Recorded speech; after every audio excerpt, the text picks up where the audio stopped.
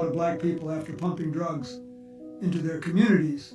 See, what we do is induce bonds off the incarceration and sell the securities on the secondary market.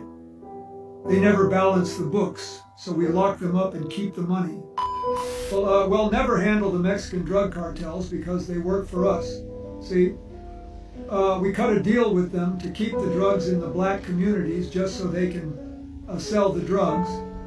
We monitor and lock them up. This is why they call the drug game the trap. It's a trap for them to go to prison. We took their land, claimed it abandoned, and taxed them. But most importantly, we took their opportunity to compete. We tricked their leaders in the 60s to thinking desegregation was a good thing. It wasn't for them, but for us. We inherited much more. Political campaigns are all a hoax. It's called a two-party system. But our core values are aligned with keeping the people from inheriting what's really theirs. When they claim anything besides who they truly are, it keeps us in business, really big business. Is this you discussing Indian blood? We're going to judge people by whether they have Indian blood, whether they're qualified to run a gaming casino or not? That probably is me, absolutely. Because I'll tell you what, if you look at some of the reservations that you've approved, you, sir, your great wisdom have approved, I will tell you right now, they don't look like Indians to me. And they don't look like the Indians. Now, maybe we say politically correct or not politically correct. They don't look like Indians to me, and they don't look like Indians to Indians. And a lot of people are laughing at it, and you're telling how tough it is, how rough it is to get approved. When you go up to Connecticut and you look, now, they don't look like Indians to me, sir. I said it before and I'll say it again.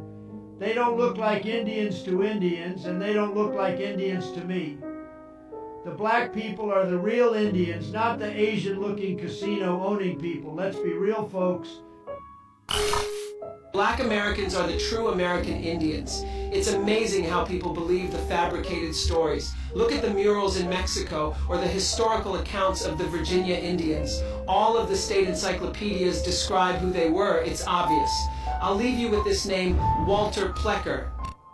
Walter Ashby Plecker was an extremely racist American physician and public health advocate who was the first registrar of Virginia's Bureau of Vital Statistics, serving from 1912 to 1946. Plecker is responsible for the reclassification of millions of American Indians into what are referred to as black people today. The Indians were once named after their nation, tribe, or empire before terms like American Indian were even made. For instance, the Powhatan Indians were an empire, nation, confederacy, and tribe being of mixed Iroquois and Algonquin descent.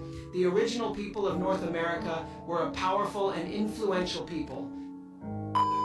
Walter Plecker's agenda was to destroy and scatter those ancient and royal lineages, not only of the Virginia Indians, but mostly because their treaties and bloodlines tie them to the thrones of Europe as well.